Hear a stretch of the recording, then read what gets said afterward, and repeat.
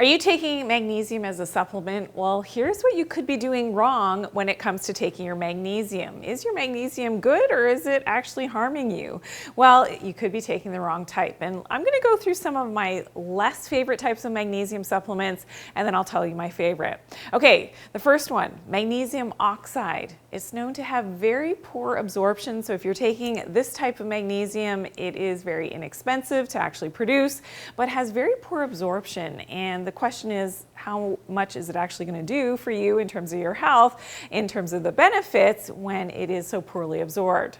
The next one is magnesium citrate, probably one of the most commonly taken types of magnesium. It does help to get your bowels going.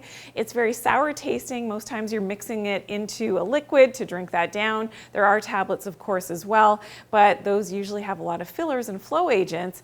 And if you take too much magnesium citrate, it will cause loose stools, which for some people who need a little bit more magnesium, that is often, sort of counterbalanced by the fact that you need more, but you can't take enough because it is causing the diarrhea. Okay, the next one on my list that I don't love is magnesium malate. So in some sensitive individuals, it can cause nausea, diarrhea, a lot of stomach cramping, again, just because of that form of magnesium.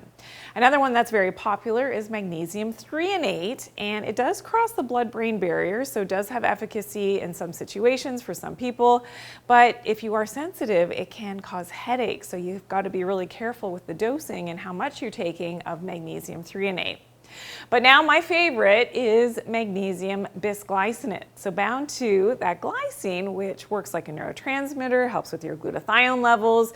We tend to be low in glycine sometimes if we're eating a standard, North American diet here in North America in terms of glyphosate in our farming. And it's great to get that extra glycine, but also that magnesium bisglycinate is super gentle on the stomach. It helps with our metabolism of our carbs, our fats, and our proteins, helps with the proper beating of our heart, helps as a muscle relaxant, helps with sleep as well. So this is my favorite type of magnesium. But if you are looking for a great magnesium bisglycinate, make sure you're looking for a brand that doesn't have the extra fillers and flow agents. And a big one that's kind of tricky, and you have to look for it on your labels, is called Magnesium Stearate. You want to be avoiding this. It's a flow agent. They use it to speed up their production times, but it's never been tested to be safe for long-term human consumption.